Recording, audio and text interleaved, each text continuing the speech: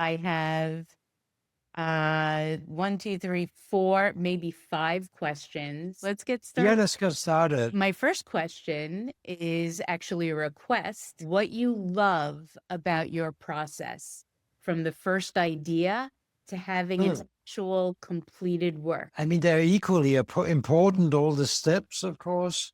To be honest, I like the building process better. And the idea maybe is the best thing, but the vinyl wrapping, it's so bloody tedious. It takes so long, and it's just and it's like you're just walking through a desert. I feel sometimes, and you're never at the end. I do like the hands-on building process more actually, and you get super dirty, but then you just go and have a shower. I like it because it's much more today. Not when I just started, it was then it was also tedious, and I didn't have the right tools, and I didn't really know what to do, so I had to really experiment a lot. Today it's just boom, boom, boom, boom, boom. I know exactly, even though I haven't planned it, I know the next 3 steps. Sure. And sometimes I have to stop. I painted myself into a corner now. I need to figure out what to do, how to get around it. So I think the building process is the most fun for me. But of course, to get the idea, I think maybe to get the idea and get all excited. So sometimes I can't even sleep, or I wake up at 4 o'clock in the morning, go, I need to go build this thing. I look forward to it because I have already visualized how it looks, kind of. So yeah. So that's sometimes enough for me. That it's not always I make a sketch. Sometimes I do just to kind of see, oh, is it like I thought?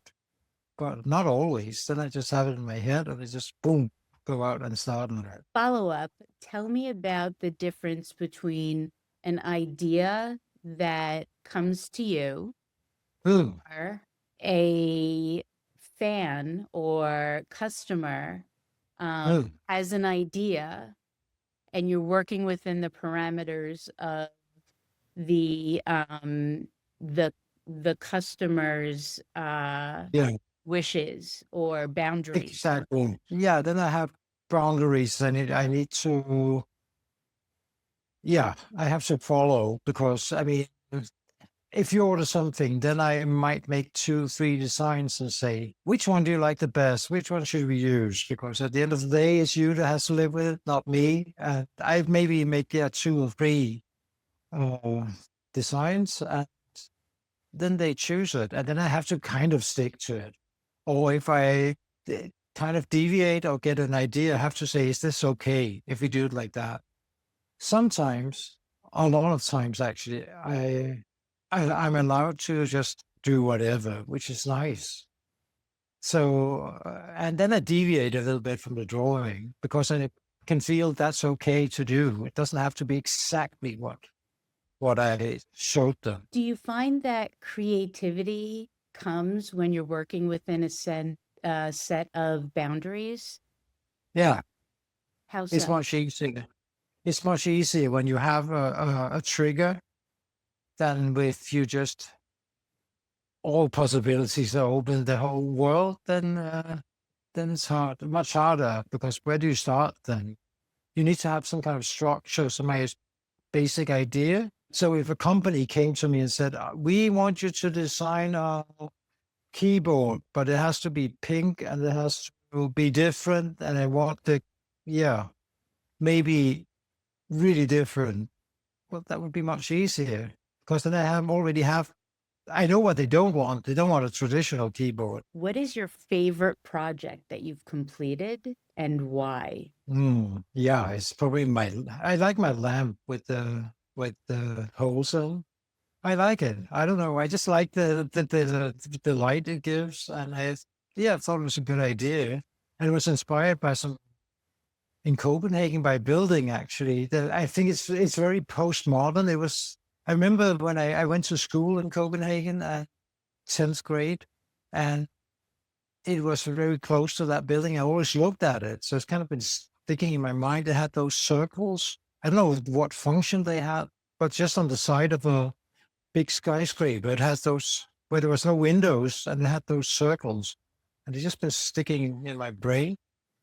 And then I think I saw something in a magazine that was just, yeah, I bought with some holes in. I don't know what it was. And I felt, boom, I can make a lamp out of that. That would be 10 times better. And let the light come out from the rings. So, and then it became the board of the rings. It's a bit like a pop song. A pop song has to have a gimmick. It has to have something that will instantly people recognize. That's also what a good design has to have. It has to have that easy. Oh, that's that mirror. That's whatever. So you can see it from distance. That's why I often think, mid-century furniture is a little bit boring because it doesn't have that. It's very conservative and it's all small details. It doesn't have that. Boom! You can just see from half kilometer away. It's what it is. I know that you've collaborated on a project recently where you designed floor rugs, which are unbelievably gorgeous. The most colorful rugs I've seen. So tell us a little bit about that collaboration. What did you enjoy about that collaboration? Well, I enjoyed that it was totally new. It was totally different from what I normally do. That's also why I kind of took a lot of my elements from my furniture and thought, okay, it needs to at least look like my stuff. So I actually took some of the design to just say, right, let's make a rug out of that. It was my first idea, so let's stick to that, which I thought was a good idea. I tried really to just transfer my style, and it turned out to be quite easy because it's just 2-dimensional. It's not 3-dimensional. You don't have to think about, is this chair good to sit in, or does it work? It's like painting a painting. So it's, in that respect, it was much easier. And then again, not, because then you find out, okay, rocks are different. They have to also work. And my style is super angular and sharp lines. And that doesn't go well with rocks, because if you have really pointy things, then they just start to curl up and look terrible. So they had to say to me, no, unfortunately, you can't really do that. That wouldn't work on a rock. So I had to soften things up a little bit and think about not having too sharp angles.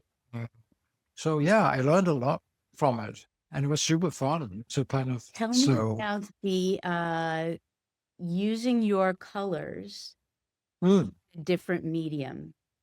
Yeah. What was the process like? Well, I wanted to stick to my normal colors, which basically calls the composite vinyl I use. Of course, I'm a little bit dependent on that, but it was really important for me to just have the same colors, basically. So a lot of pastels, or I made some rocks. I can't even remember if they got into production, also with primary colors, but just basically using the same colors, a lot of pastels. I'm actually working on an article about pairing neons and pastels. Oh, okay, yeah. And I'm actually calling it pastel yell. So notice that you use that combination in your work. And I was wondering if you could talk to me a little bit about that. Yeah, I do use pastels, also loud ones. I don't combine neon and pastels because I found out pretty fast after buying some really cheap vinyl, it was a pink. It just came, it was super fluorescent and in your face. And no matter what color I combined it with, it just made all the other colors totally dull and boring looking, basically gray. I like my mint green, and actually this one, sure.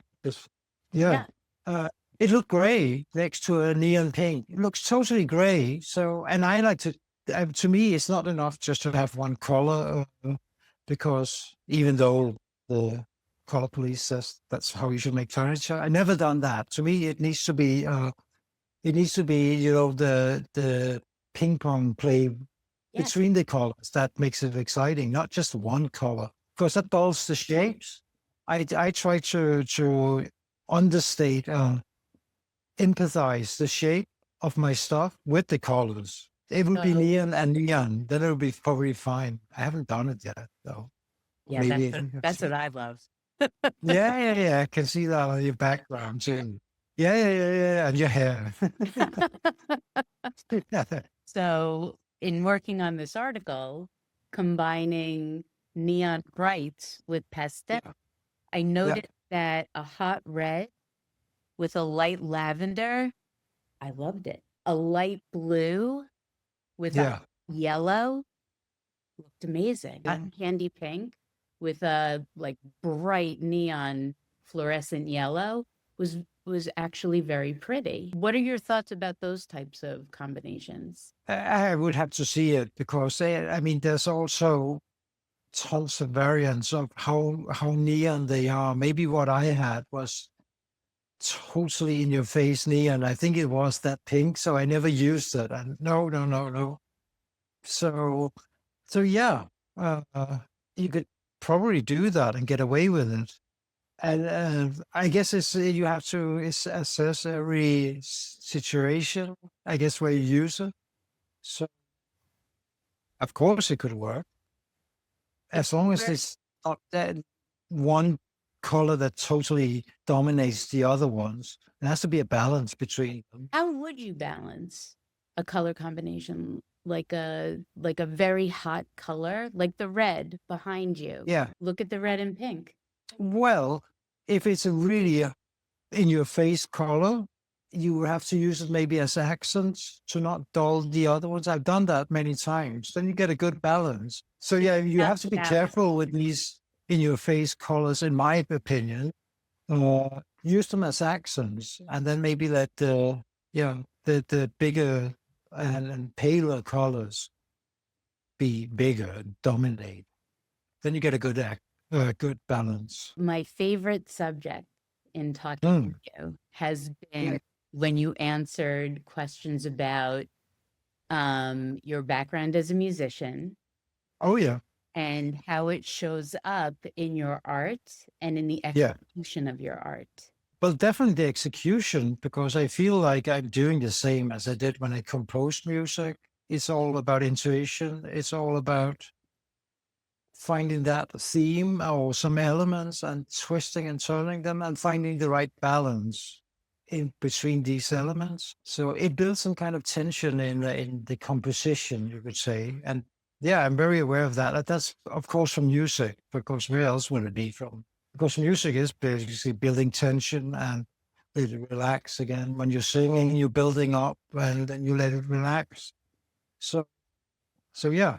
So it's the same kind of thinking, I feel. You did the pre-work as a musician, and now that Yeah. informs your art.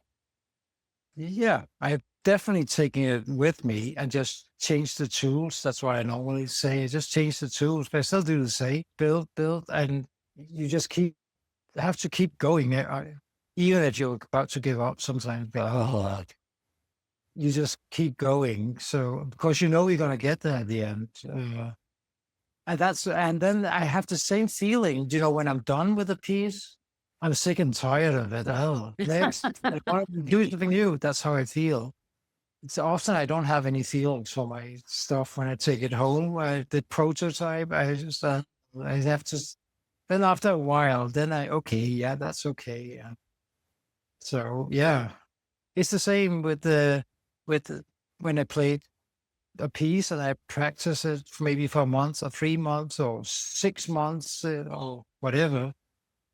And then when you're done with it, you feel, and you performed it, then you never again, give me something new. So there's many similarities from what I did back then to now. Tell me about your color palette and your color choices.